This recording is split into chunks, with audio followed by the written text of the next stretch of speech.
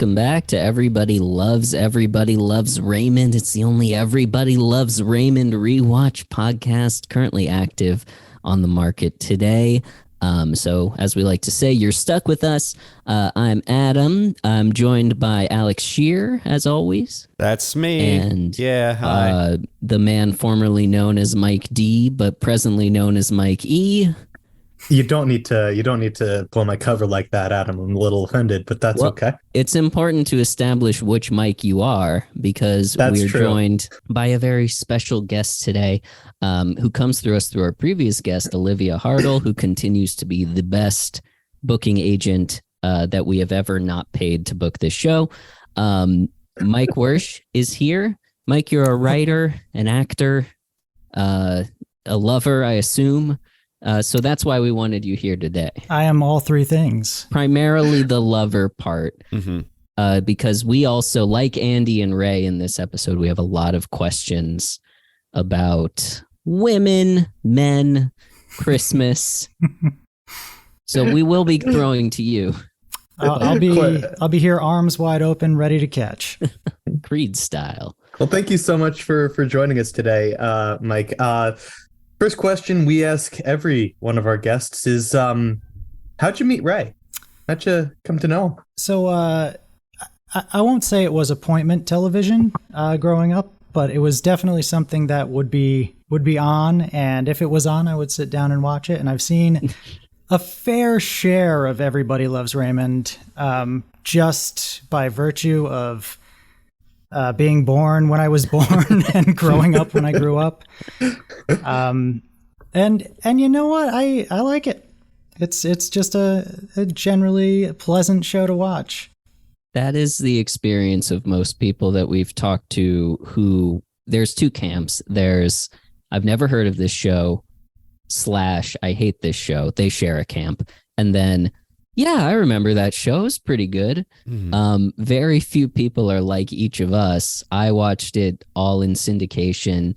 Alex sat down and watched it end to end on Netflix. And Mike was more like you. Mike E was more like you, who, you know, it was around, it was on. This was the time.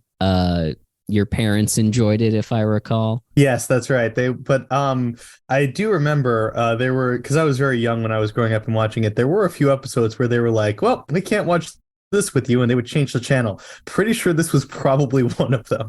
This definitely would be one of them. I'm so sad to imagine just like, it's like, you know, the holiday season and your parents are like, oh, it's the Christmas season. Let's watch a nice Christmas episode of like a family show, and just like, it's only about sex.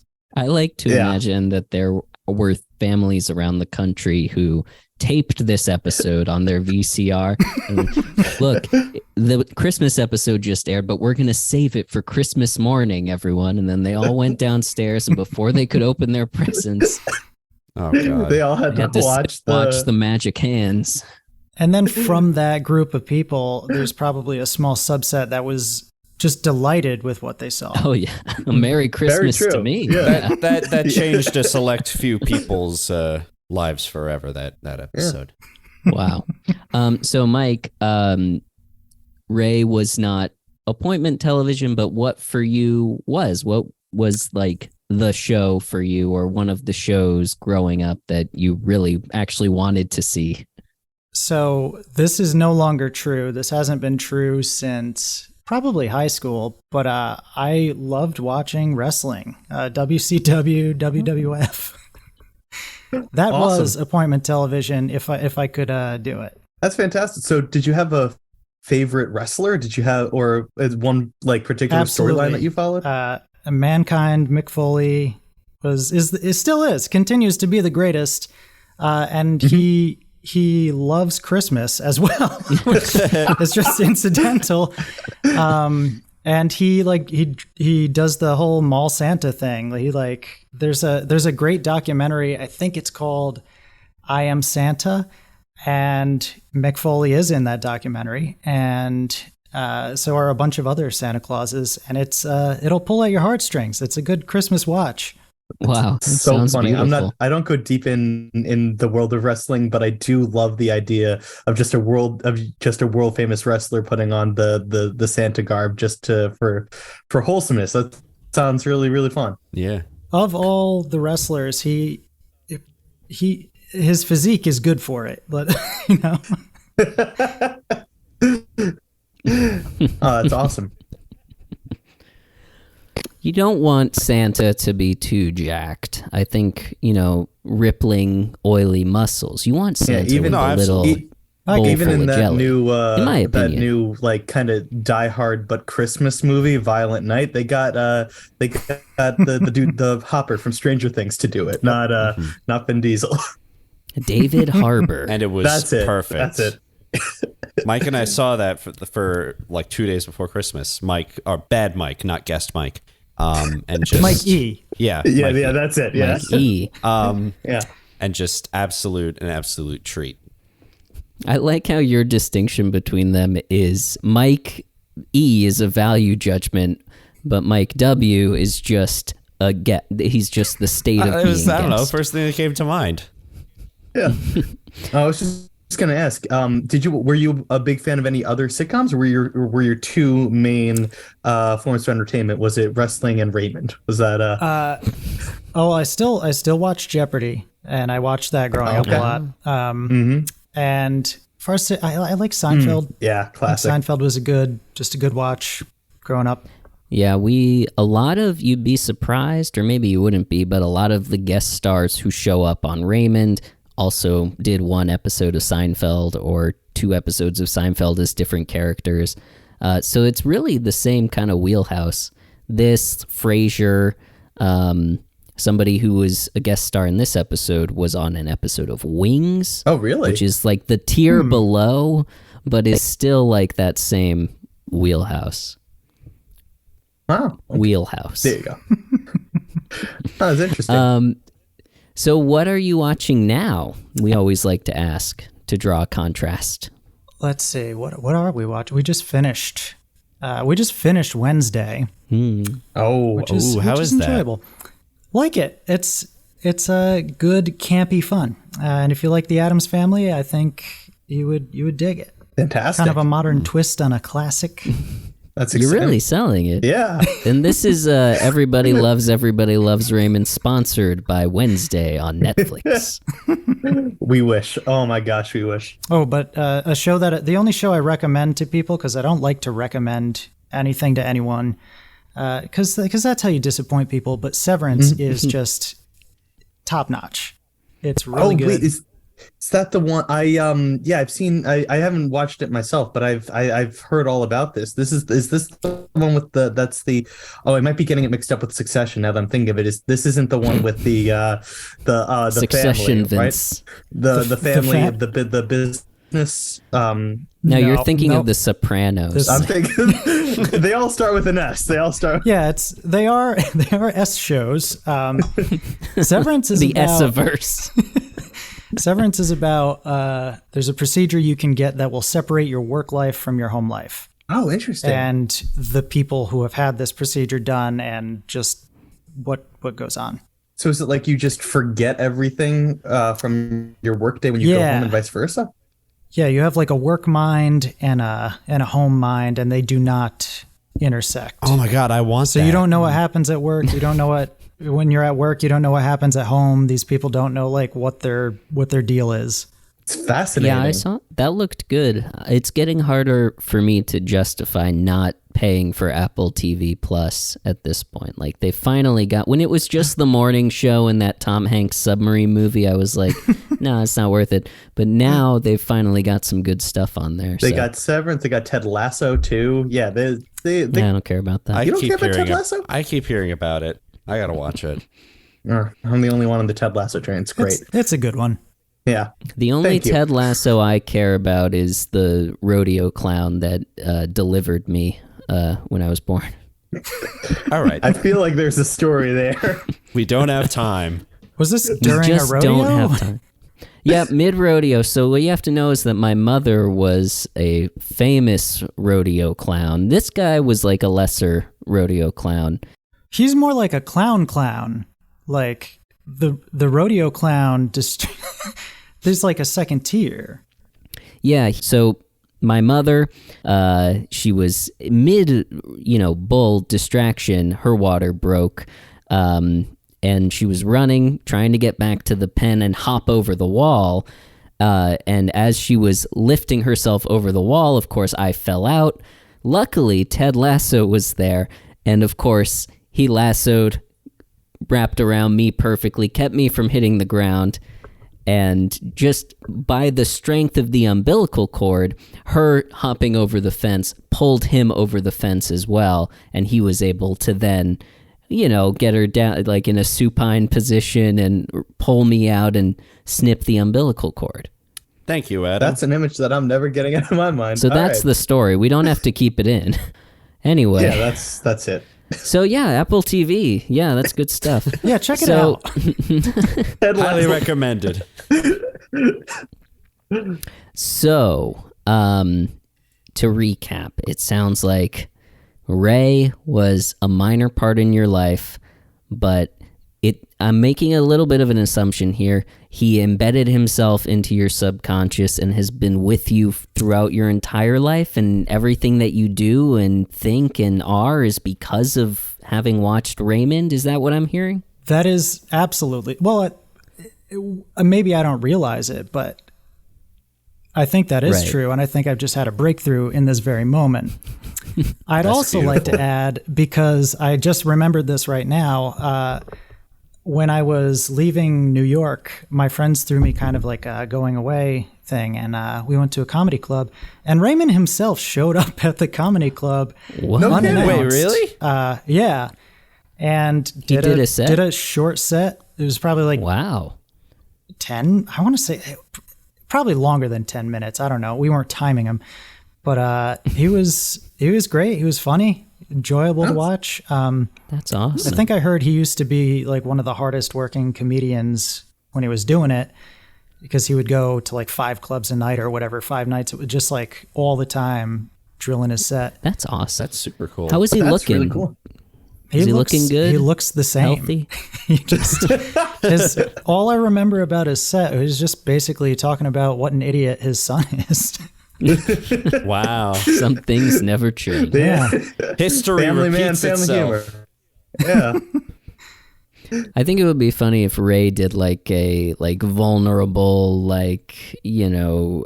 Gerard Carmichael, Rothaniel kind of set or special where he, confessionally he turns to the audience, this is hard for me to tell you guys, but nobody knows this about me, but I have an overbearing Italian mother who involves herself in my marriage. Everyone's like, we know. That's a great bit. He should buy that from you. I think that would crush at the. We'll cut it out and then I'll put it on a hard drive, not a flash drive, and mail it to him. Send him the motherboard. I'll send him my old Dell CPU. You figure it out. But there's something good in there once you do. Okay. It sounds like we made the right choice having you on. Not only have you seen, you're the second person who's been on this show who has seen Raymond in the flesh. This is a second Raymond sighting. Yeah, that's right. That's right. Who was the first again? Well, 3 if you count Steve. Brian. Oh, yeah, Steve. So I guess the third and the second who is not an Everybody Loves Raymond writer. Yeah. Who incidentally, Steve Scroven wrote this episode. Hey, Steve, really? If you're listening. He's not, but hey, Steve. He might be. I don't know. I think you're listening, Steve. Steve. We believe in you, Steve. I'm sure you're still listening. Just know we want you to. Anyway. Regardless. So we're excited to hear all your thoughts about season 2, episode 12 of Everybody Loves Raymond, which is called All I Want for Christmas. Unfortunately, and actually fortunately in a way, confusion-wise, Mike E. Is going to have to step out of... Oh, we should say, for scene-setting purposes, we do record this show in a 1997 Winnebago. We call it the Recreational Vehicle / Winnebago. There's other details, but... We're currently parked outside of Jimmy John's. We're trying to, get some free sandwiches, as we often do. Mike was kind enough to meet us here. But Mike E has got to go. I believe you have some other business to take care of. Yeah, I gotta go meet Emmanuel and the guy that makes the donuts. So you found him. I did find the one who makes the donuts just in time for the Christmas episode. Santa will be pleased. We'll talk about it next week. Okay. Well, I hope you enjoy meeting with the guy who makes the donuts and Emmanuel Macron at the Jimmy John's that we're parked outside of. It's a shame you couldn't bring the microphone in there with you, but we understand. It's confidential. So, yeah. Yes, of course. The French were very, very persistent about that. So, we will be right back after this, and when we do, Mike E won't be here, but we will go through Season 2, Episode 12 of Everybody Loves Raymond. It's called All I Want for Christmas, right after this. Woo! Our suggestion is isolate. These Zoom waiting rooms, god damn it. Any luck, Adam? No, I'm waiting for this interview to start. I want to get this job, but they got me in the waiting room. Oh, the waiting room, you say, of the Zoom meeting, that is. So it's a virtual waiting room, unlike the actual waiting room that you and I are sitting in right now. That has nothing to do with this. Well, yeah. I mean, I got here early. You're next, obviously, for this position. I'm going to take this interview and then immediately go to that interview. Because I'm like one of those guys who, when I'm looking for a job, I'm super on top of it. I'm applying to 50 different places. You know, I spread myself real thin. Huh. I guess that means you're also pretty well managed in the financial department as well, if you're that careful about job hunting. Well, it's true what they say. When you're unemployed, you have a lot of money to spend on things like premium podcasting subscriptions. Speaking of which, Adam, I've been looking for some more, financial wastery. Can you recommend to me your 5 favorite premium podcast playlists? No. Please? Oh. I can't. You know why? No. Because I only have one. What? That's right. The Baroness Zonus is the only premium podcasting subscription that I use, because it's a monthly bonus episode of Everybody Loves Raymond, with all sorts of fun shenanigans and games and other stuff. I can't even describe. It's so fulfilling. And what's great about it is it's not, strictly speaking, a subscription, because you just pay what you want one time for lifetime access to the Baroness Zonus feed. You see, You can pay as little as $1 and still have all the content forever. That's a long time, man. Almost as long as I've been in these waiting rooms. Yeah. Oh, you know what? Here's something interesting for you. While you were telling me all those crucial facts about an incredible podcast subscription that is available now at postfund.com/info. It's actually org. Oh, okay. Let me redo that. I can't believe how... I forgive you, because obviously you're not yet a supporter of the Baroness Zonus, but you got that web address so wrong. It's postfund.org/Raymond. You think I would know this? Shit, I got it wrong too. You think you would know this? It's postfund.org/donate. Sorry, I'm between, I've got this interview, I'm doing an AIM chat interview on the side, I'm waiting for this interview.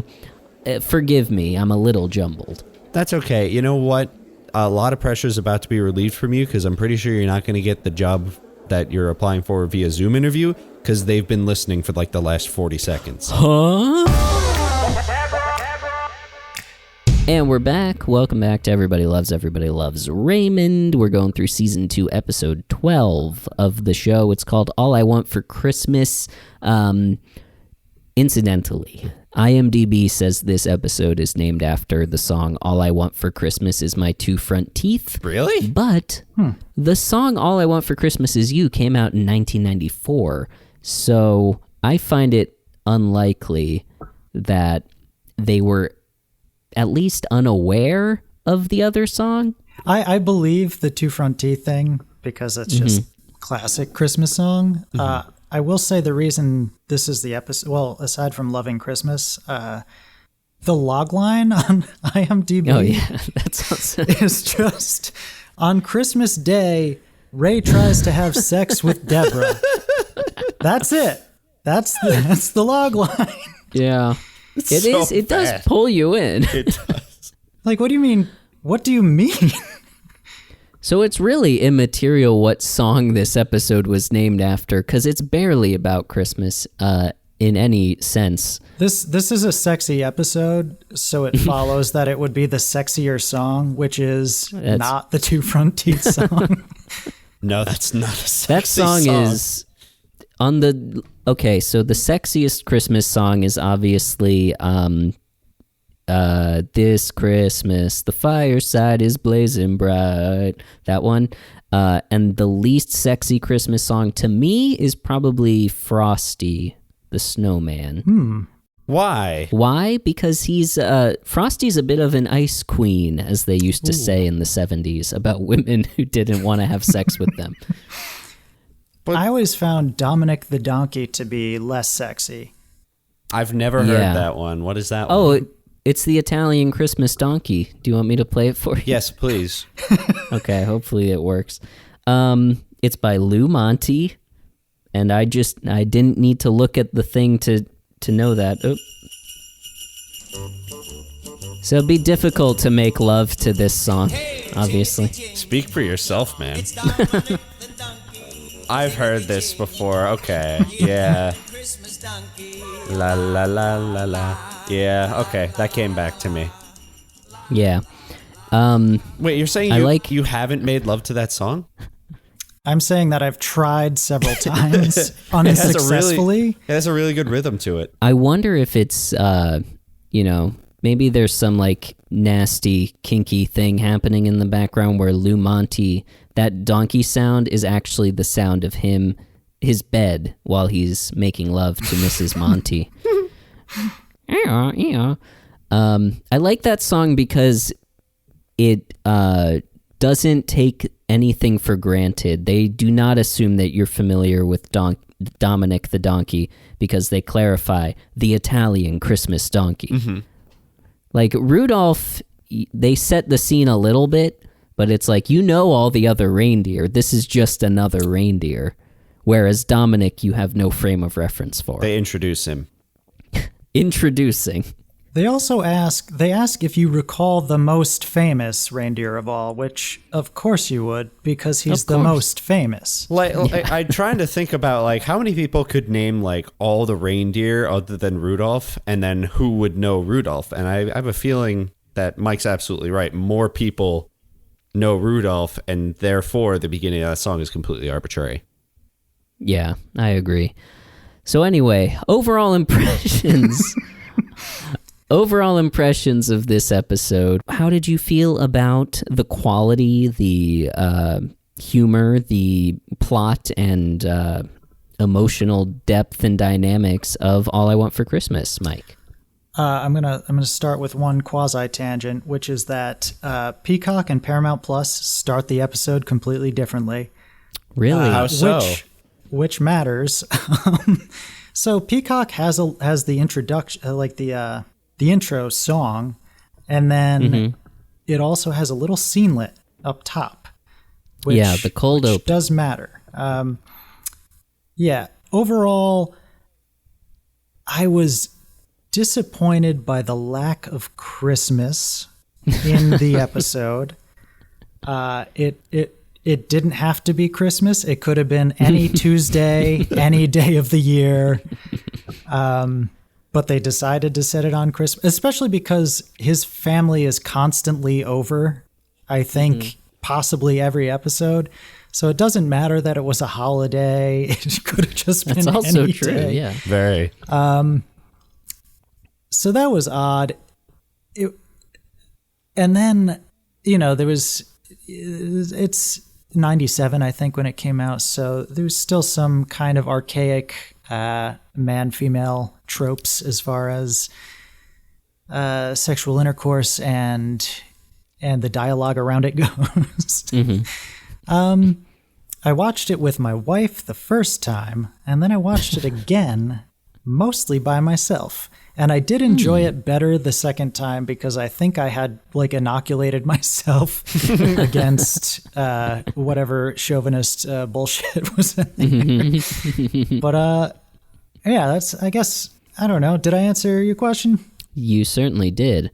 I did notice the other day because my fiance and I are watching season 1 of Survivor on Paramount Plus, which if you want to see some chauvinistic and also racist and homophobic bullshit, that island in 2000 in Borneo, that's good. a real powder keg.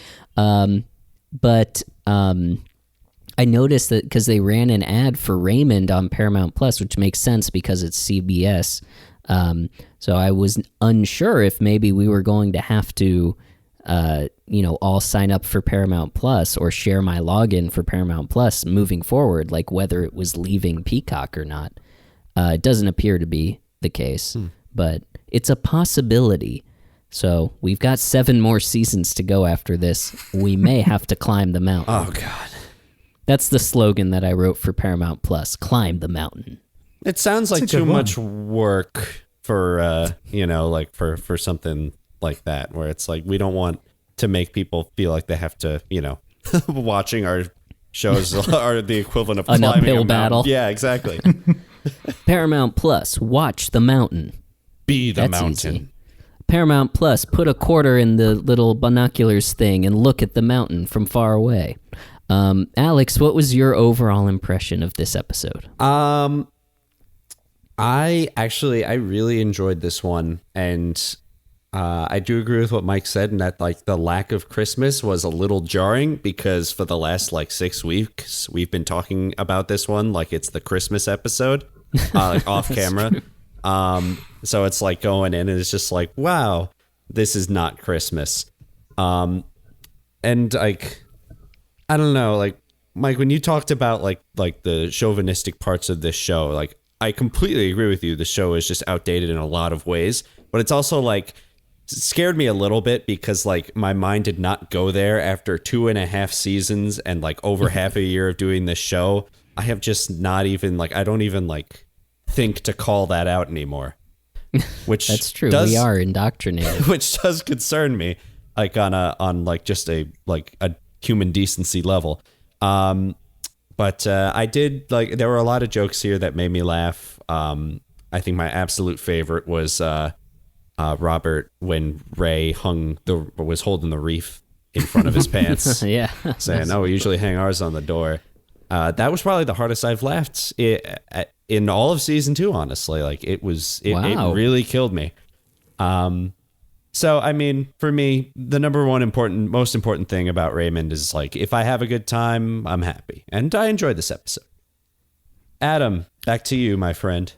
Thank you. My overall impression, the premise of complaining about your wife not wanting to have sex with you was kind of hack and dated. I thought they did some funny stuff with it. I liked where it ended up.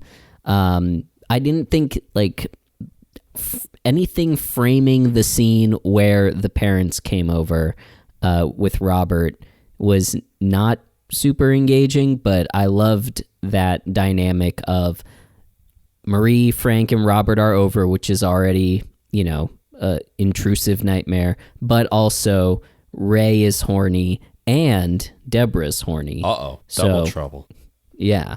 So I thought that was funny. I thought the funniest joke for me was Marie as Ray and Deborah are in the kitchen getting all worked up, and then Marie comes up behind him and is like, "I need you, Raymond."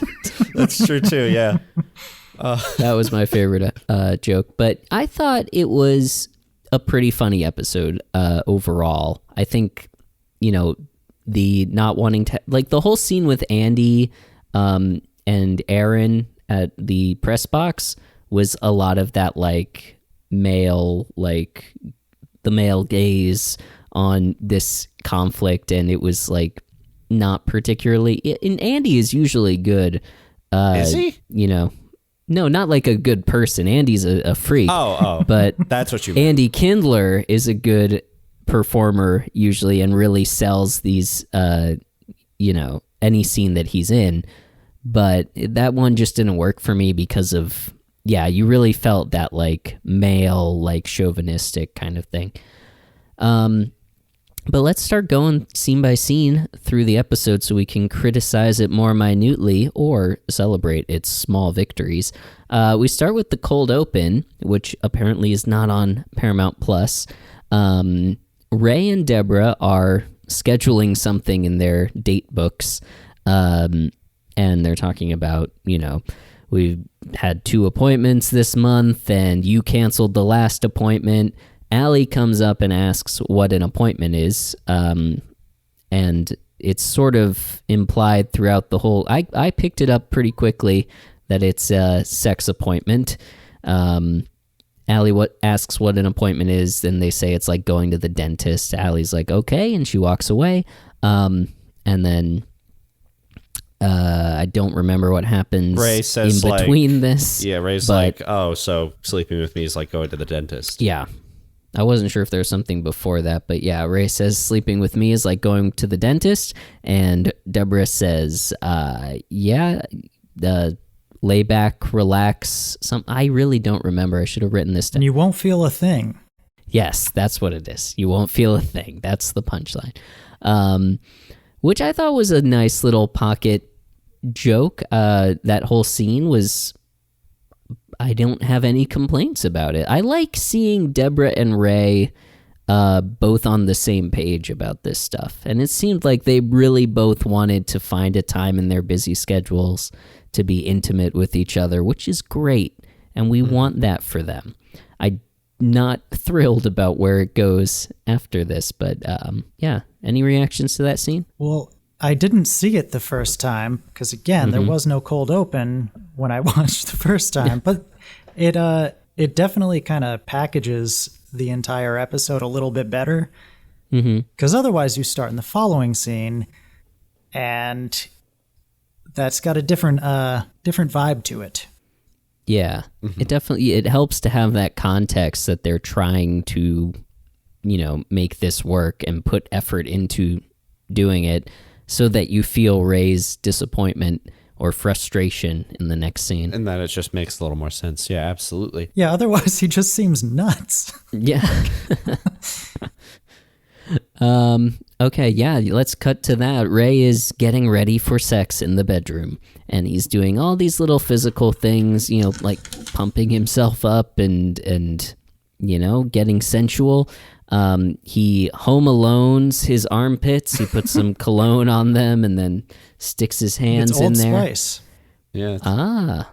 The scent of what do they say? What is their slogan? Like your grandpa fucked because he wore this or something, right? Something like that. Without us, you wouldn't exist. I don't know. Yes, Some kind of thing like that. It's not your grandpa fucked in this. Maybe. I have to look it up. It depends on where the ad is being run, I think. Deborah, at that point, so Ray lounges on the bed very sensually, and Deborah comes in yawning, and she's wearing what Ray calls the flannel pajamas. You might as well be wearing a porcupine suit, he says. So this is a signal to him that it's not going to happen. Deborah says she's tired from Christmas shopping, from dealing with the kids, and Ray, and this is where that context is helpful, Ray says they had an appointment, and he takes out the date book and points, see the rocket ship? It's just funny. That gets called back later as well, which is really funny that's their internal language for it, liftoff. And then Ray, I got lost with this. Ray's making an analogy about sex being like a party, a piñata's involved, you wear the hat. Deborah brings up... You might not want to go, and then you just, eventually you get into it. I relate to that part of it, right? Where it's like, I don't want to do anything at all ever. And then just I go and I have a good time. But it's like, I don't know. It just kind of felt like it was, I don't know. I see what you mean, Adam. Yeah, it was also that I was trying to like write notes about the first half of this scene, and then I tuned back in as Ray was saying, the piñata, the hat. So I was a little lost for that, and I decided that it wasn't worth rewinding, and it sounds like I made the right decision. Deborah brings up last week when she was in the mood and he wasn't, and she says he was not aware of this, and she says, I asked you for a back rub, and Ray says, you asked for a back rub, and that means Mr. Smith goes to Washington? He has so many little metaphors or innuendos. Mm-hmm. I meant to look up when that came out, but Mr. Smith is a movie where the titular Mr. Smith goes to Washington, and it's 1939. It's directed by Frank Capra.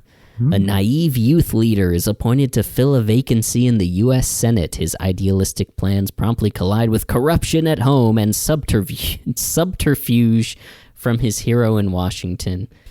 But, oh God, this is long. But it's you get exactly the picture. like sex. Yeah. Subterfuge. You have to read a manual before you do it. Famous filibuster scene in there. And in a way, the metaphor is apt. It's almost like Deborah and then the Barones are like filibustering Mr. Smith, parentheses, Ray's penis. So, yeah, I mean, they're working on levels here that we don't even pick up on. Ray essentially wishes that she would be more direct, and he asks her to think like a man.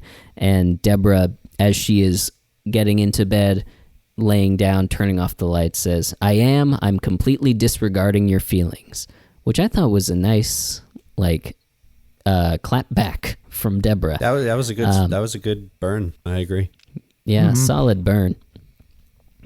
We cut to from there. Ray and Andy are in the press box. I wish Mike E was here so he could tell us where the heck that external or that establishing shot was. I'm gonna guess It's probably the Meadowlands, but probably the Meadowlands. Okay. They had a Jets thing on the inside. He was talking about the Jets-Raiders game. So all those context clues. But this is stuff that Mike E doesn't do for us. He doesn't point out, oh, you can tell it's this, because he just hurriedly looks it up on Wikipedia when I ask him, despite it being his one job. Yeah, honestly. I should have just said some complete nonsense, so when he does listen to this, he'll be like, no, that's not true. Well, we wouldn't have challenged you. We would have, it's the London Olympic Stadium that they built? Yeah, totally. Ray and Andy are in the press box of the Meadowlands, and Ray is complaining that after 8 years of marriage, they haven't figured this out yet. They should be doing it all the time. It should be like, you awake? Which was,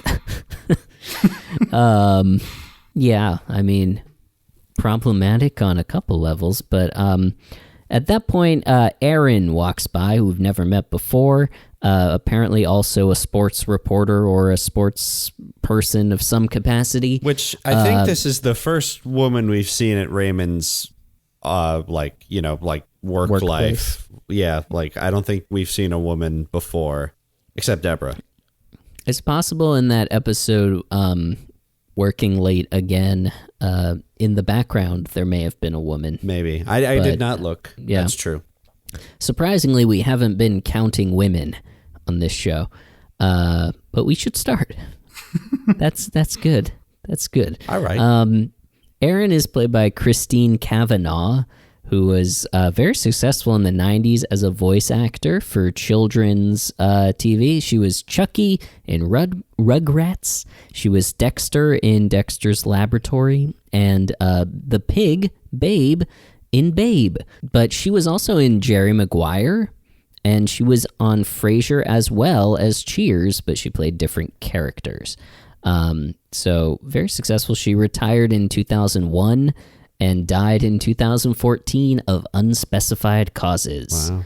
She did really have that iconic sound to her voice, where it's I totally buy she was a voice actor. She just really had that kind of enjoyable voice to listen to that I would love to hear in an animated style, if that makes sense. Yeah. I looked her up because I recognized her voice. I was like, who is that? And What did you recognize her from?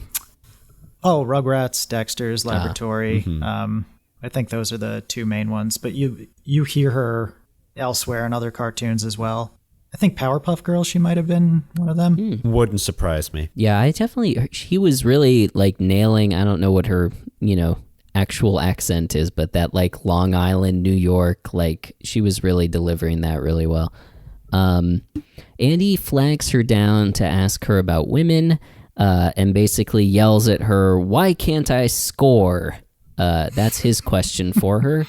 And then he tells Ray to ask his question, and Ray doesn't want to, so Andy asks for him, "Why don't you like it as much as we do?" She says women do, but they prefer to be in the mood first. And then Ray says, "Give me directions to the mood." Keep in mind, I live further away from it than he does. That was funny. Andy's tag to that. But she says that for a woman, it's all about intimacy. Ray says that they have 3 kids and no time. Is there a shortcut to intimacy? But she says, no, before I sleep with you, I want to feel close to you. And then Andy says, you'll feel close to me when you sleep with me. And then Erin is kind of done with them, and she like tears into them for being slobs and fools and idiots. And then Andy hops up as she starts to walk away and tucks in his shirt, but she still rejects him because he's a slob and a fool. This scene for me like felt like very sitcom-y male, like, how can I get my wife to want to bang? I don't understand intimacy, or why do you want to be intimate? Like, this scene felt a lot like that to me, most prominently in the episode. Initially, when Andy stood up, I didn't know he was going to tuck in his shirt. And I was like, no, what's happening? This is Raymond. I also thought that for a split second of like, is he pulling his what? Because he just has this pretty aggressive, sexually charged conversation with a female coworker. And I'm like, oh no. But he just tucks in his shirt. Yeah, the way he stands up is very pelvis forward as well. It's like you really think, thank God that didn't happen. He has a funny line that, this is another thing I had to look up. He says, why do you look at me like I'm some sort of homunculus? And like, I knew it was kind of a little clay person, and then I started Googling it, and a cortical homunculus it matches the body part proportions to the proportion of the brain. So like if your brain uses more brain power to control your eyes or your head or your hands or whatever, those will be enlarged. So if you look up images of this is like weird looking person with enlarged hands and like a kind of mutated head. I really don't want to do that, but I feel like we have to make it the episode cover art now, or at least put it on Instagram. I mean, I guess. I think if you can figure out how to spell homunculus, you should go and look it up. And if you can't, God bless you, you simple soul. You've spared yourself that discomfort. We'll do a Baroness episode where we just go through pictures of homunculi and I guess hot or not them. Yeah. Smash or pass. We cut from Andy almost whipping out his dick to Ray coming into the bedroom. I thought this was really funny. He's singing, "You better watch out. You better watch out. You better watch out. You better watch out." I think that funny. was my favorite joke of the episode, just listening to him do that. It's so simple. And he's presenting Deborah with this present.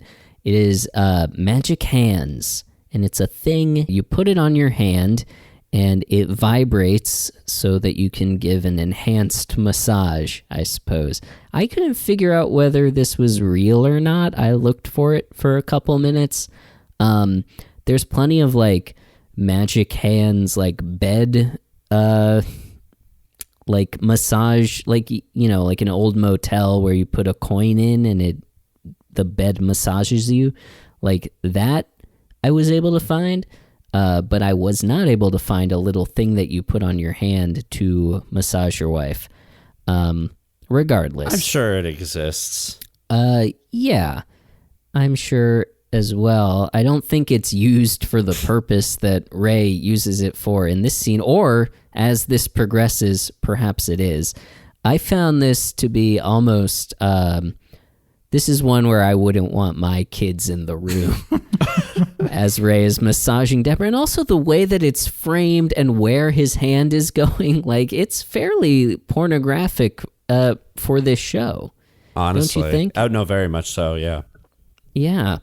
Deborah says, yes, Raymond.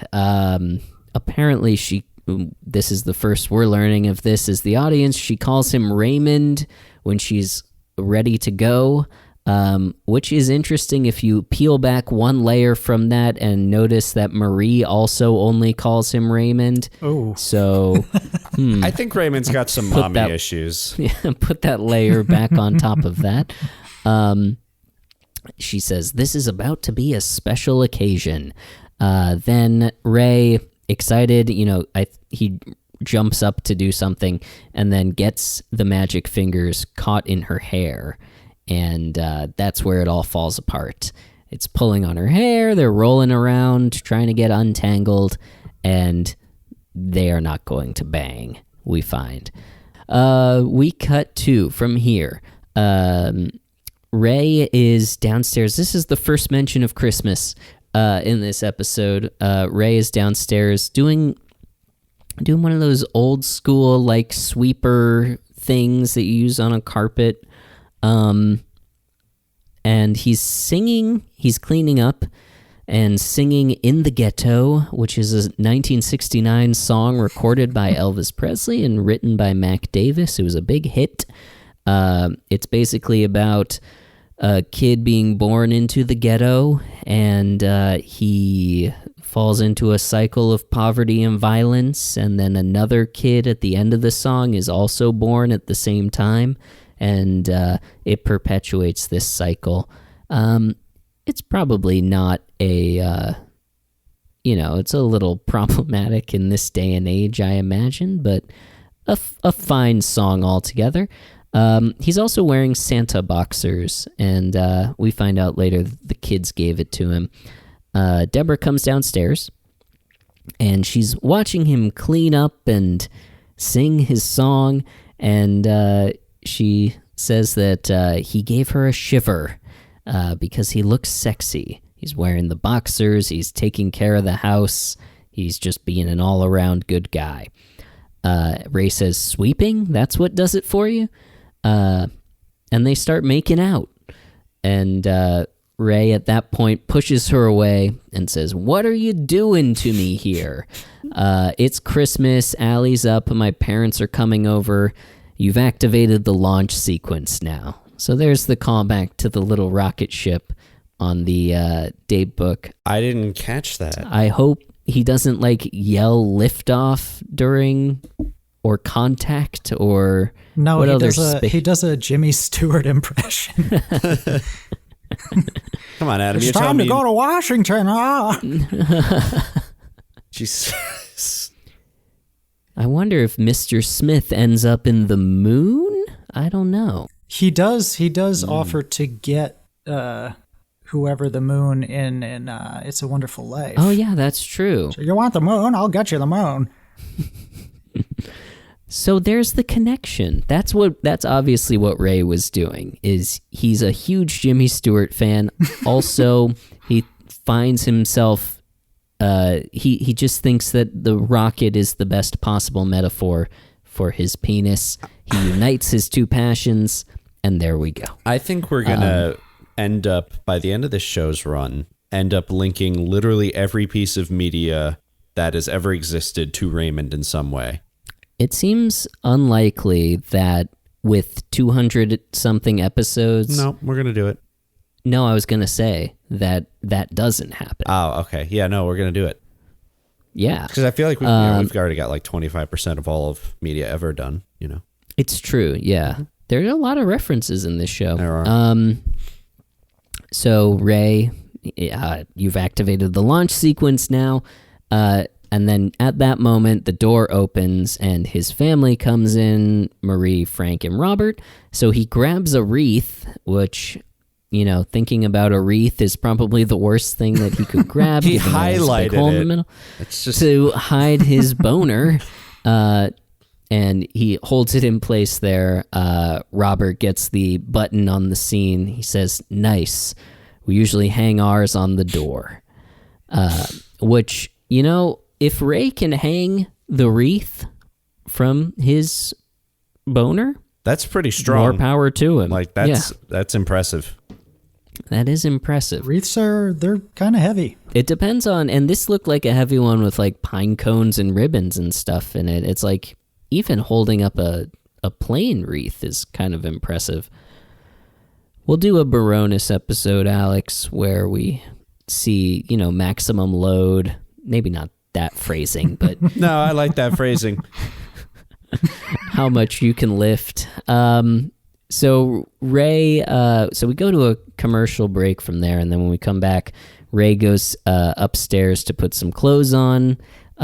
Frank is wearing his Christmas sweater, and he starts to take it off, and Marie tells him not to, but he says, "Sweater or pants? Something's coming off." Let's take a vote. point- Which one comes off, sweater or pants? I think for everyone's benefit, sweater, although Ray's already set the precedent of no pants, so maybe that becomes the theme of the night. I don't know. Christmas uniform. Yeah. Well, thankfully for everyone, I imagine Frank chooses the sweater. Robert at that point finds his this police dog ornament that they got him on the bottom of the tree, and that sort of starts off the Barones going over and redecorating the whole tree, the lights, the tinsel, the everything, all the ornaments. Frank takes the lights down, and Marie tells him to stop messing with them. "You and your stupid lights, didn't you learn anything from that fire, you maniac?" Which I love the lack of context there. Yeah. And then Frank tries to murder his wife, and then Robert breaks the top off of the tree. Ray comes down at that point, crosses to the kitchen where Deborah is. Wait, you missed a good joke that I wanted to highlight. It was when Ray saw Robert broke the tree and said, "You just hate anything bigger than you." Yeah, that was good. So, like, his whole family hasn't seen the tree yet, Presumably. but it's Christmas Day, and they're there all the time. That's true. That's one issue I did have with this scene, is like, how is no one, like, you put up your tree, not Christmas. You don't put it up Christmas morning. It's probably up several weeks, even if you're true. late. And then they had all these issues with it. Another weird thing is how the scene opens, where Ray is just cleaning up afterwards, and as far as I can tell, he's childless in this moment. There's no kids making noise. They're just, I don't know where they are. Yeah. It's a very bizarre Christmas morning. Which it is very weird. Yeah. Which is why I'm like, you don't have to make it Christmas. It doesn't It's feel fine. like Christmas. Like, stop trying to force Christmas into this episode. It doesn't belong There's here. no Christmas specifics besides the set decoration, really, and then the tree bit. And the present bit. Oh yeah, that's true. True. Which But that also seems like an afterthought. and that's something that could have been in any episode too, right? Like it wasn't inherently tied here. Yeah.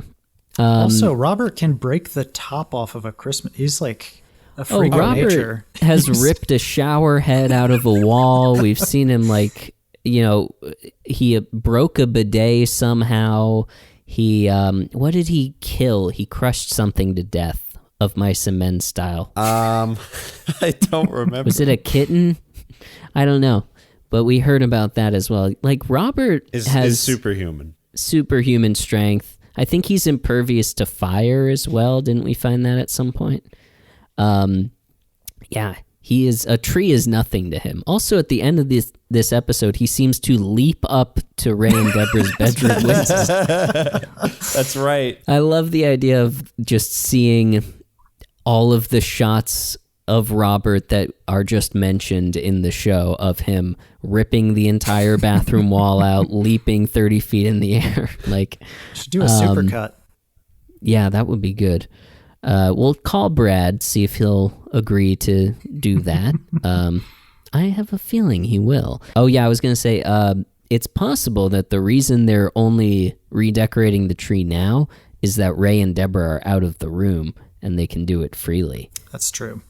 Deborah went Checks to go out. like whisk her eggs or something for the eggs Florentine, Ooh la la. which they're about to eat.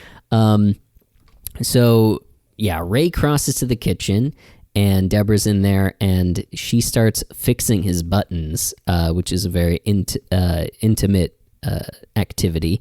And They kind of get into it a little bit. they're getting into it. They're getting all horny. And at that point, Marie walks up behind him and says, I need you, Raymond. We want to open our presents. So, yes, they leave, go out into the living room. Marie got Deborah a house coat, just like hers. Frank takes like a very perfunctory picture of it. And Robert got Ray a Model P-51D Mustang flown by Chuck Yeager. I tried to look this up, but it was just too boring to share. It's like very specific airplane stuff, like, oh, the teardrop cockpit. And like, who gives a fuck? Chuck Yeager is the pilot. He like broke the sound barrier or something. I also didn't. I don't care. Look. I'm a complicated person with many layers like we all are. I don't give a fuck about aerospace and I never will. I'm drawing the line in the sand.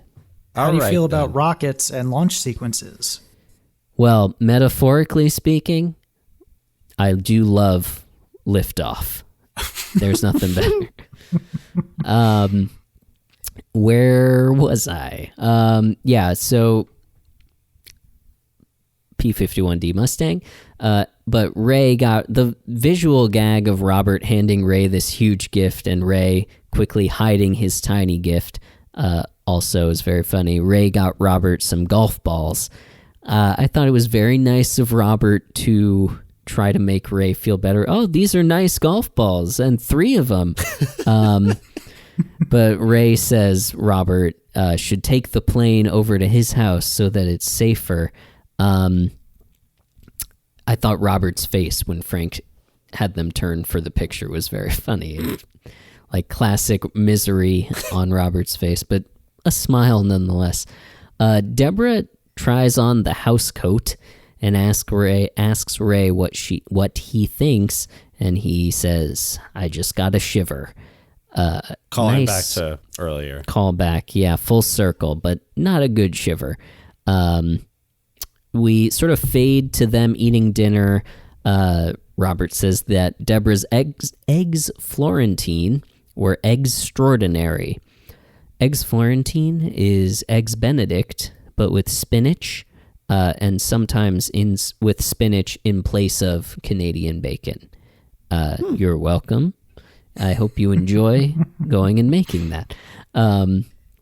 Marie says Deborah's really coming along as a cook, so a little backhanded compliment there. And then Frank abruptly stands up. He's done. It's time to watch football, but Ray has him come to the kitchen, help clean up the dishes, give Deborah the rest of the day off. She's been doing all this stuff, cooking, etc. When Ray did that, for like 30 seconds, I was like excited because I thought that Ray's initial interest in doing nice things for sex is kind of just like passively causing him to like start just helping out just without the expectation of anything in return. And then, he actually opens his mouth in the next scene, and my hopes were then swiftly removed. Mm-hmm. Yeah, it's pretty transparent what he's trying to do. Deborah, at the start of the episode complained about being tired, having to take care of all the stuff. So Ray thinking ahead. I'm going to make sure Deborah has a chance to not be tired so that she can have sex with me. Frank is very resistant to this, but eventually agrees. And then Frank tries to get, Ray tries to get Frank and Marie to take the kids for the afternoon, also to remove another impediment to good old sex. And Ray beats around the bush, says, it'll give Deborah and me a chance to relax. Frank says, what, relax? What do you need to? And then he suddenly gets it. He, sidles up to Ray and he's like, time for a little nookie, eh, sailor? And on Christmas Day, and then he almost tells Ray about one Easter where he and his mother, ... And I just want to Frank, interject and let you know that growing up, well, not growing up, but when I was a baby, that is what my pacifier was called, was a nookie in my house. Well, that's weird, interesting. Weird fun Crossed wires. Was that a little here. eye-opening for you, or just like? I mean, it took years for me to find out what nookie meant in the sexual sense. Mm-hmm.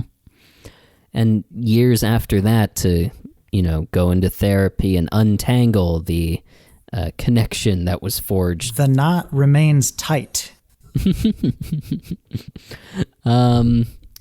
Frank immediately calls for Marie and almost storms out, grab the kids, we're going to march out of here. And he says to Marie, they want to relax. We need to let Ray and Deborah relax. And Marie, or he says, Marie is like, relax, what do you mean? And Ray's like, Frank is like, do I have to hit you over the head with a rubber mallet, woman? Don't you get it? Which a few too many threats of violence from Frank towards Marie in this episode. I do like how, it took him, you would say a comedically long time for him to kind of get the insinuation, and then, turning around on Marie and yelling at her about how she couldn't possibly get it, within a second, which I thought was just enjoyable. I do appreciate his dedication to hooking his son up. It's like he's it's like a nuclear evacuation the way he does it. He's just like, everybody out. We gotta go. Like it's an emergency. He doesn't know that they've been having trouble getting it together, so he just thinks this is just another time. This could be the second time today. He's nothing if not supportive for just this thing and no other thing.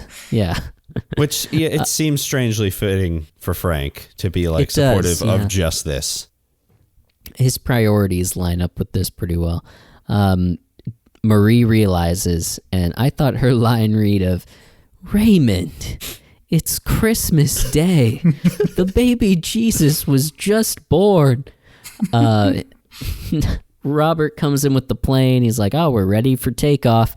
And Frank says, patting Ray on the shoulder, so is your brother. The rocket thing is it's a family insinuation, it seems. That metaphor has been passed down from, Da Vinci's helicopter all the way through to rocket ships. Every aerospace innovation. And then Frank is ushering everybody out, and he turns back and says, flash the lights when you're done, we'll come back over. The kids materialized. Yeah, that's true. He went and got the kids. What were you going to say, Alex? It just kills any mood that would have been there if kind of just Ray didn't try and take that initiative. And he just kind of was just, a good husband. It's just it's just frustrating to me. It's just like, come on. Also Ray. very satisfying in a way, though, the way you frame that, because he's his own worst enemy, right? So if you just did what you were supposed to do and shut up, then you would have been fine. That's also very true. He should have known what asking Frank to leave would have done. I mean, he shot himself in the foot on this one. It's the frog and the scorpion, and his dad's the scorpion. I don't think you know either of us know what that is. Well, now I feel like I got to explain it. I'll do it as briefly as possible. Story about a frog and a scorpion that have to cross a body of water, and the scorpion says, "Hey, if I could just get on your back, you could swim us both across." And the frog says, "But you're a scorpion, you're going to sting me." And the scorpion basically says, "No, I won't." So he gets on, and then halfway across, the scorpion stings him, and the frog's like, "Why are you doing that? Now we're both going to die." And the scorpion says, "It's my nature." Oh. Well, that's Now, sad. now that I've said that out loud, I don't know if Frank's a scorpion or not. But I think it's very apt. Like in all of the interactions and the dynamics at play with the Barones, it's like they can't help it a lot of times. They're always going to revert to their nature. Is that an Aesop? it The frog and the be, but it might not at all be Aesop. It might be some other dead person. It seems like he had that market pretty cornered. Not a lot of people were doing the animal lesson stories until Aesop came along, or Aesop just took credit for everyone else's stories.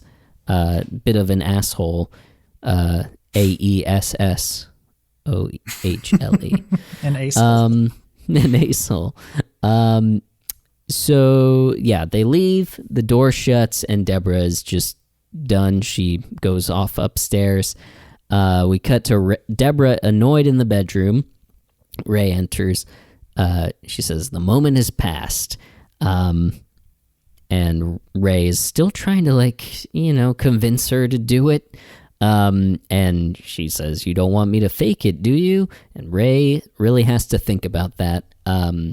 Because for Ray, maybe it doesn't make that much of a difference. He probably wouldn't notice. Yeah. Which he does admit to, which is a little sad. Yeah. Deborah says something to the effect of, "How do you still want to, do it after that atrocity that just happened downstairs?" That makes Ray realize, oh, it's them. They killed the mood. He says, "I'll put on the shorts." How did he not know? Yeah. It does seem fairly obvious. Mm-hmm. Which, when you realize that Ray is just a big fat idiot, it makes him way more sympathetic. Oh, absolutely. Yeah. It's true. You'd think, he never learns because his, the conflicts repeat themselves. But if you give him the benefit of the doubt that he can't learn, yeah, he's a very sweet, sort of stupid character. Yeah, this is a sad story in that case. Yeah. But he tries to get her back in the mood. He says, "I'll put on the shorts and the sweeper and in the ghetto." Him yelling "in the ghetto" is very funny. Deborah says that shouting at her isn't going to help. We should, try talking. Ray sits down. I thought it was going to be a very sweet thing. Like, they timed it out very well. The bait and switch of him saying, "You're the most beautiful woman on the face of the earth, and I will know that for the rest of my life, forever." And Deborah can tell that this is just nonsense, and she calls him pathetic, and then he very frustratedly storms out, and she calls him back. She doesn't call for Ray, though. She calls for Raymond, and Ray says, "You called me pathetic," and she says that he's never sexier than when he's pathetic. This got a little kinky, didn't it? This makes so much sense, though. This explains a lot of their relationship. It explains kind of how Deborah and Ray kind of work behind the scenes to me. I kind of know. It kind of just filled in some dots for me. Yep. Yeah. You can definitely see that Deborah is not just dominating in the day-to-day life of their household, but Ray is a bit of a sub. I wonder if there's going to be an episode, it's been a while since we've watched this. I wonder if we're going to see an episode where Ray gets cucked. I feel like I would have remembered that. I don't know. You didn't remember the magic hands, did you? I guess not. I mean, maybe for me at least, maybe when I was younger, I didn't realize what was going on. Maybe there's an episode where we don't see it on screen, but, you know, Ray is like, you slept with Andy in front of me, and I loved it. It might be an Easter episode, and there's no eggs, and there's no bunny, and there's no reference to Easter. But there is a cucking. Definite cucking. Well, you know, chickens, you know, cuck. Chicken's gonna cuck. Yeah. Well, that's what it's from cuckoos, right? Mm-hmm. That lay their eggs in other. Yeah, the Latin root. They start to bang. So yeah, this turns them both on, and they start to bang, and we hear like a steadily increasing whine. I thought it was like him using. That would have been maybe a little too explicit, but I thought it was him like getting the magic hands out. Legitimately, that would have been better. That's that's like you can tell that joke on Paramount Plus, but not on CBS. But it's the model airplane. I thought it was just a model, but it's like a remote controlled, and it crashes through their window. And then very quickly afterwards, Robert is at the windowsill. So unless there was a ladder there already, No, he Hulk jumped. Yeah, he like Is it two scaled stories? It Or is three? 2 stories. Yeah. Okay. It's the second story, I think. Well, it's the basement, ground floor, floor on top of that. First floor if you're European, but second floor in this country. Yeah, very, very quickly he's up there. No ladder hitting the side of the building sound effect, but yeah, we have to assume he just leapt up there with his superhuman thighs. He says, "Hey, Deb," and falls down. Or he says, "Maybe we should keep the airplane at your house," and then says, "Hey, Deb," and falls down. And I think he takes their curtains with him or something, which is just a ridiculous way for this episode to end. Like the twists and turns. First it was about them having sex, then it was about Christmas for like half a second, and then back to sex. And then Robert is, if we chose to follow this hot close, the opposite of the cold open, of course, we would see Robert in the hospital recovering from many broken bones. But again, most of Robert's interesting life is just implied to be happening off screen. So Robert knew they were having sex up there. Like he assumed that is true. Because Frank announced it to the entire household. That is true. You think it was a purposeful strike. So he jumped up there and hung out in their window of their bedroom. That is true. He didn't know what he was going to find up there. No, he was likely the house is assuming empty. that's what he would see. I wonder if he purposefully directed the airplane to crash into their bedroom window, either to like stick it to Ray, or, maybe there's some more nefarious purpose. My recollection of the series, and maybe this is cloudy, is that Robert has kind of a thing for Deb. Oh, that is true. Okay. It's very much implied, I feel, in a number of different points in the show. Yeah, and I remember in the cucking episode when he's just having sex with Deb, he mentions that too. It's subtle. Here's a plug. We did a fan fiction, like a fan written episode of Everybody Loves Raymond on the Baroness feed, where that is what happens. Like Robert and Deborah have an affair, and then they get married. Yeah. That was fun. We should do more of those. Yeah, we should do more of those. But we go now to our hot close. It's the opposite of the cold open. It's Ray and Andy at work. Ray asks for like change for $1 for the vending machine. Andy, gives it to him, and then Aaron walks in from before and kisses Andy, and then walks away. And Andy says, "You were right, Ray. Go pathetic." And then walks away. Ray calls after him, "Don't abuse it." Oh my God. The implications of that are too many to unwrap. There are two types of lessons in Everybody Loves Raymond. Type 1, nothing gets learned. And type 2, the wrong thing gets learned. just insane.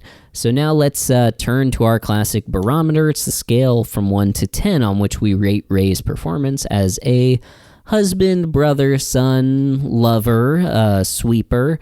Comparing him to the terrible men of sitcom and television history, your Don Drapers or Walter White, men who actively harm their families, with that being 1, and 10 being the great dads of all time, your Danny Tanners, Carl Winslow, Uncle Phil, all these, luminaries. So I want to start with Alex, just so Mike can get a sense of how we do this. But Mike, where is Ray coming in on the barometer for you? Is this directed episode? at me? I thought you were starting. Yeah. Did I say Mike? Yeah. I meant to say Alex. Yeah. Alex, where is Ray coming for you on this episode? It's like, I want to start with Alex, but I'm not gonna. You, Alex. So yeah, Ray, he spends a lot of this episode basically trying to solve the Da Vinci's code of sex and failing, like learning the wrong lessons along the way, and just overall not really kind of like doing things for the right reasons. There are a couple moments where Ray is kind of just like overall just being a fine husband, like he's sweeping up, cleaning.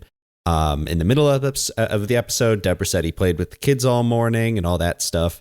And once he learned that was kind of what did it for her, him being a respectable human being, I feel like his motivations from that point on in the episode are just entirely corrupted. And I feel like I can't really give him that much credit because he really was thinking with the wrong head for the entire episode. I think I'm going to go... God, I don't want to say 5 because 5 feels too high.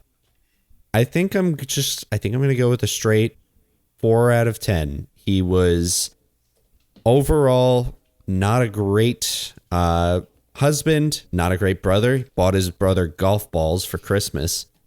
That's true. And just overall, I feel like he dug his own trench this episode. All his problems were caused by him. It's not that hard if he just talked with Deborah. I don't know. Closer to Bill Cosby the person than Bill Cosby the TV dad. Yes. Exactly. Wow. Now you're getting All it. right. Go ahead, Mike. Well, where's Ray coming in for you? Well, I'm not going to give him less than a 5 because I don't think he was evil necessarily. Mm-hmm. I do think he was self-motivated. I don't think his interest in having sex with Deborah was so that Deborah felt good. Or it was very much like Ray wants to have sex for Ray, I think. Mm-hmm. But I also think, when he's offering to do the dishes and things like that, if you do the right thing for the wrong reasons, you're still doing the right thing. It's very utilitarian, mm-hmm. But I don't know that you should be docked points for that because ultimately the end result is a positive, right? Mm-hmm. Yeah.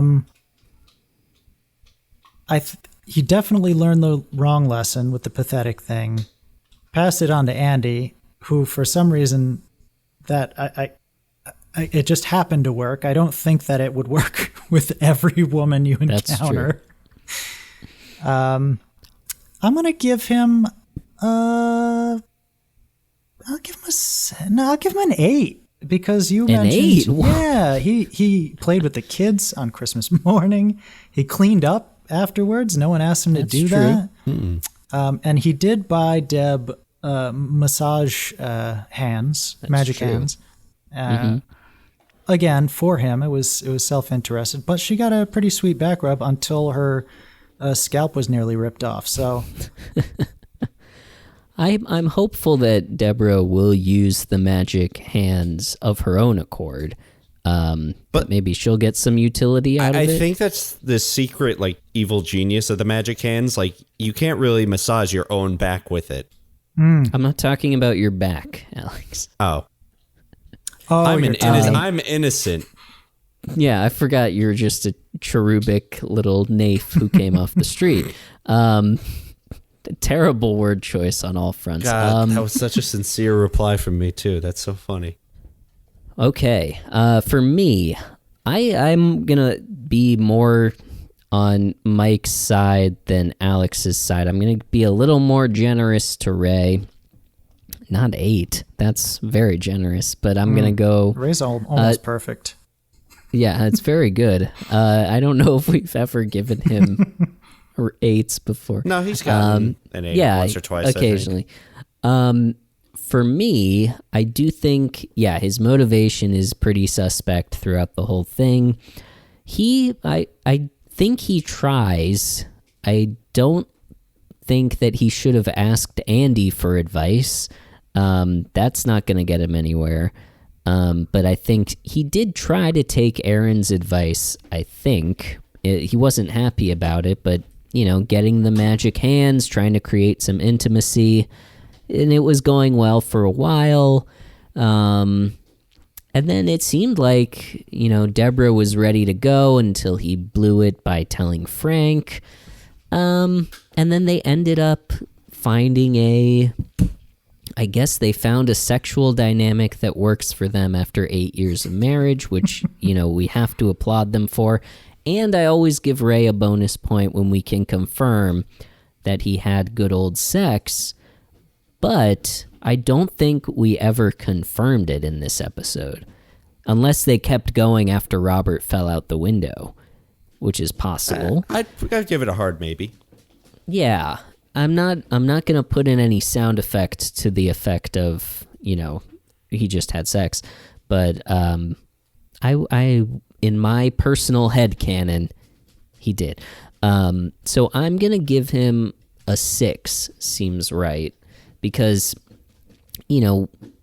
I will take like the utilitarian argument that Mike was saying of like, in the end, it helped him become more intimate with Deborah. It may not have led to anything or to the outcome that he wanted, but they got close and it made them closer, I have to assume, once they found out their, kink towards the end of the episode.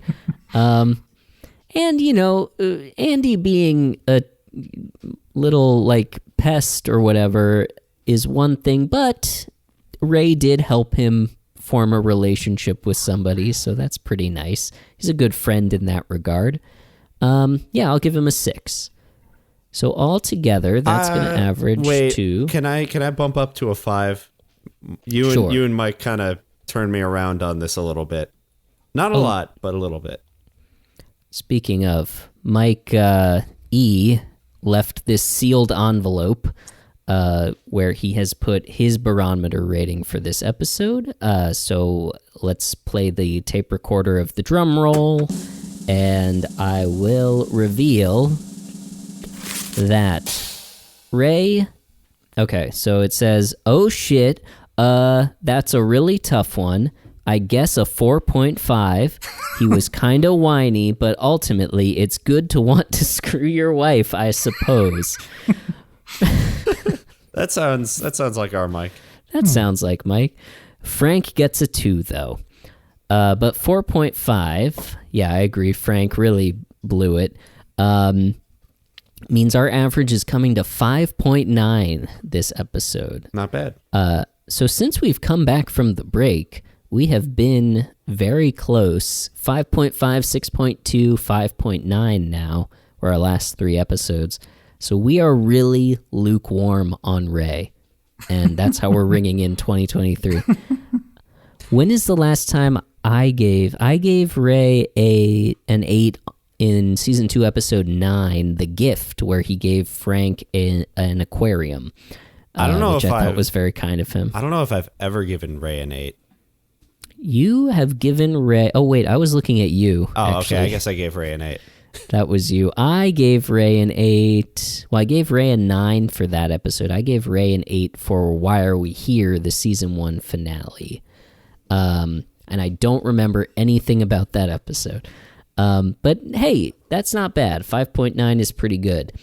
So that is this episode, Season 2, Episode 12. Next week, we are going to be talking Season 2, Episode 13. It's called Civil War, and hopefully this is not problematic, but I have a feeling it certainly will be. Uh-oh. Tune in if for I'm that. remembering this correctly, Jesus Christ. But we want to thank Mike so much for joining us. Thank you, Mike. Mike, is there any two-part question? Do you have any final thoughts you want to leave us with? And is there anything you would like our listeners, who are many, there are so many of them all over the world, and we love each and every one of them, and they are powerful. Is there anything you'd like to direct them to? Oh, well, I guess, have you ever watched Somebody Feed Phil? Phil Rosenthal's yes. show? I don't know what this is. I feel like it will help inform your Raymond viewing if you watch that show and know that that man is the executive producer of the show. Mm-hmm. It just gives you a different lens to look at it through, and it has an awesome theme song as well. Way too good of a theme song for the show that it is. So that's my. He's very charismatic, just likable seeming dude. Let's see. I guess I'll plug a couple things. We'll go to Please do. my theater company, bigtheater.org. That's also Olivia's theater company. That's when we started together, and we're not doing anything at present, but everything that we have done is at bigtheater.org. It's theater with an R-E. The fancy way of spelling That's the it. fancy one. Yeah. Oh, we're a highbrow show now. And I'm going to plug a stupid TikTok I've been making, and I only have 6 of them right now. But it's called the Rump Limbertush program, and it's an animated send-up of a Rush Limbaugh type character. So AM radio, conservative talk host. And just the things he talks about, just a send up of the sorts of things that annoy me. Sounds very funny. That sounds great. Very good. Yeah, we will direct people to. It's funny that you are doing that, because when I was looking up In the Ghetto, it turns out that on Rush Limbaugh's show back in like the 90s or something, he had a parody made of In the Ghetto called In the Yugo. Do you know what Yugos were? They were little weird Yugoslavian cars, like little mini hatchback kind of things. But were kind of like fuel efficient. So the premise of the parody song was an environmentally conscious family has bought a Yugo, and they're driving across the country, and then they swerve to avoid, I think it was a duck, and then they end up in a ditch and die. Hilarious. Classic and then comedy. The guy came back and updated that like 10 years later or whatever, when hybrids came out, to an even better pun, In the Hybrid. Who says conservative comedy isn't funny? Wow. Awesome stuff. But that is a weird coincidence. But yes, we will direct people to that. For us, Barone Zone on Instagram and Facebook. I almost said Twitter, but I didn't this time. Raymond at postfund.org is our email address. Postfund.org is our website. We got the shop where you can get stickers of Alex's great design of our logo and Robert and all the good stuff over there. And on Mike's behalf, I will plug Screwing Your Wife. Alex, anything to plug? Buy our stuff. Great. Okay, so there's only one last thing to say. It's our classic sign-off, and I'm going to have our guest of honor start it off. Mike. Everybody Loves Raymond, and we love you. Deborah!